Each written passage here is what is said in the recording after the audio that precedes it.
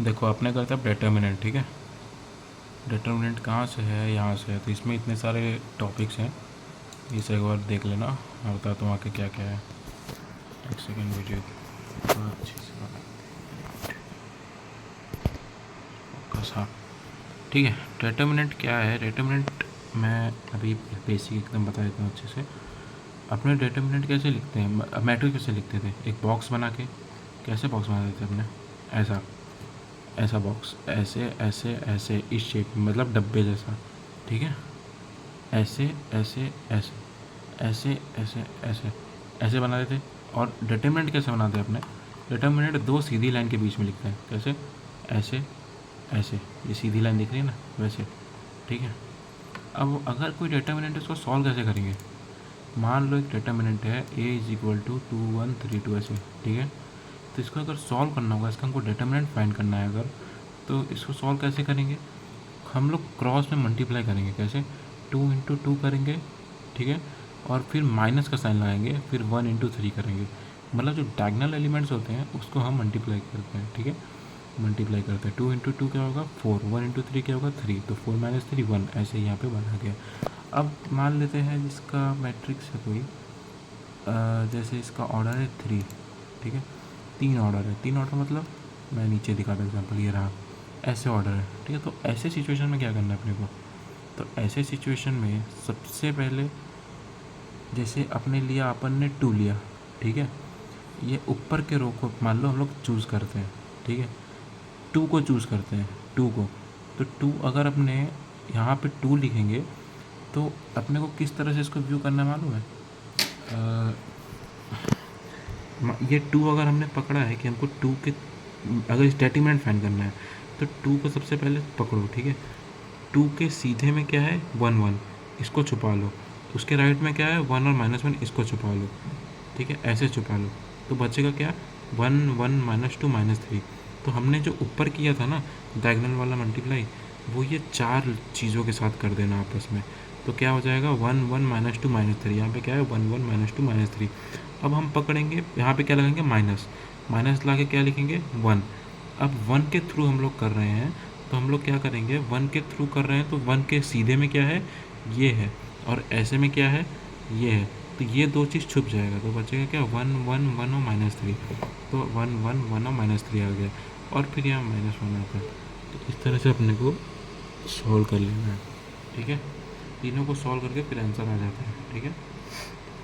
फिर इसकी प्रॉपर्टीज़ क्या होती है डिटर्मिनेंट्स की, डिटर्मिनेंट्स की कुछ प्रॉपर्टीज़ होती हैं, जैसे कि if all the rows and columns of determinant are interchange, then the value of determinant does not change.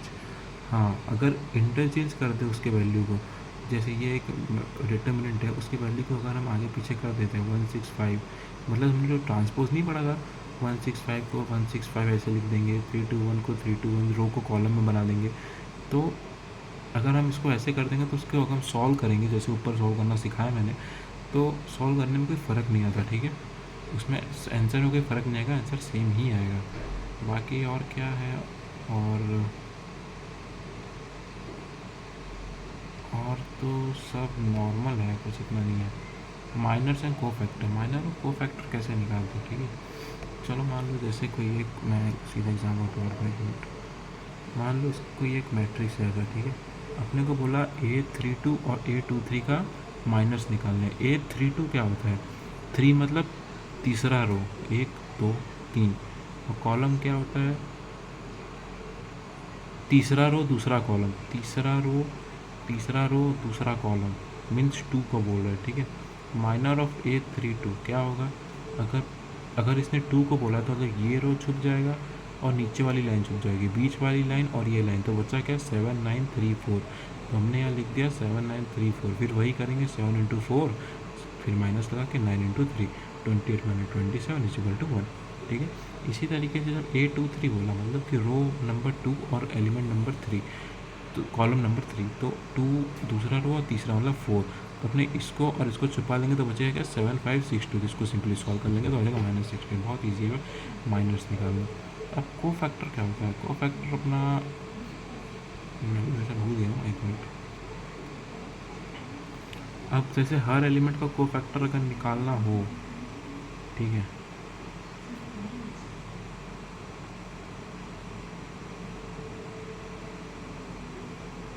हम्म, हम्म, ठीक है। तो A11 है, ठीक है, A11 क्या है अपना 1 है। तो ये और ये छुपा लेंगे तो बचा है क्या, 210 - 3, ठीक है। इसको इसको छुपा लेंगे और ऊपर वाले लाइन को छुपा लेंगे तो बचेगा ये 4, ठीक है। इस तरह से करेंगे अपने। तो आंसर क्या आएगा, -1 2x - 3 2 इंटू -3 है, -0 × 1। ये -1 यहाँ पे क्यों लिया, -1 अपने को लेना डिफ़ॉल्ट में, ठीक है। अगर मान लेते हैं कि हमारा A11 है तो A1 + 1 क्या होगा 2, -1 का स्क्वायर क्या हो जाता है 1 हो जाता है। तो इसका जो आंसर आएगा उसको 1 से मल्टीप्लाई कर देंगे। वैसे ही जो A12 है इसका 1 + 2 को सम करेंगे तो क्या आएगा 3 आएगा। तो -1 को पावर 3 करेंगे तो -1 आता है, ठीक है। कोई भी अगर जैसे -1 है, अगर उसका पावर इवन नंबर है तो उसका सॉल्यूशन हमेशा पॉजिटिव आएगा। मतलब -1 की पावर 2 हो गया, -1 की पावर 4 हो गया, -1 की पावर 6 हो गया, तो उसका आंसर हमेशा अपना पॉजिटिव 1 आएगा। और अगर ऑड नंबर होगा तो वो नेगेटिव 1 आएगा।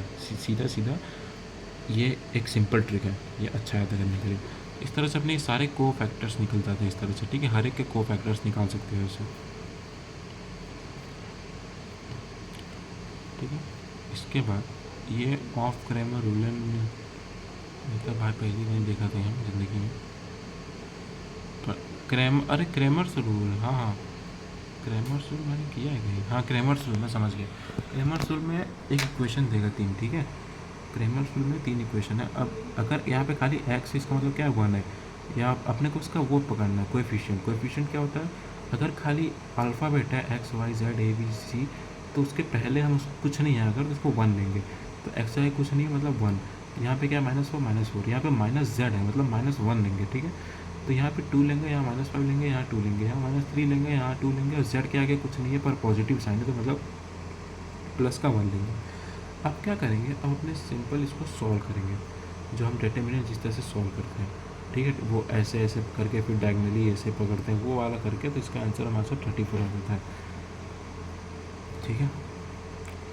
फिर इससे पता चलता है 34 0 के बराबर नहीं है, तो इसका मतलब होता है उसका सॉल्यूशन यूनिक होगा, ठीक है। यूनिक सॉल्यूशन क्या होता है, मतलब अगर तुम्हारा सॉल्यूशन 0 के बराबर होता है तो उसको यूनिक नहीं बोलते, वरना ये यूनिक कहलाता है। अब जब ये यूनिक नहीं है तो अपने क्या करेंगे इसमें, सिंपल जो अपना इक्वेशन है उसको सबसे पहले, जैसे ये D1 है, ठीक है।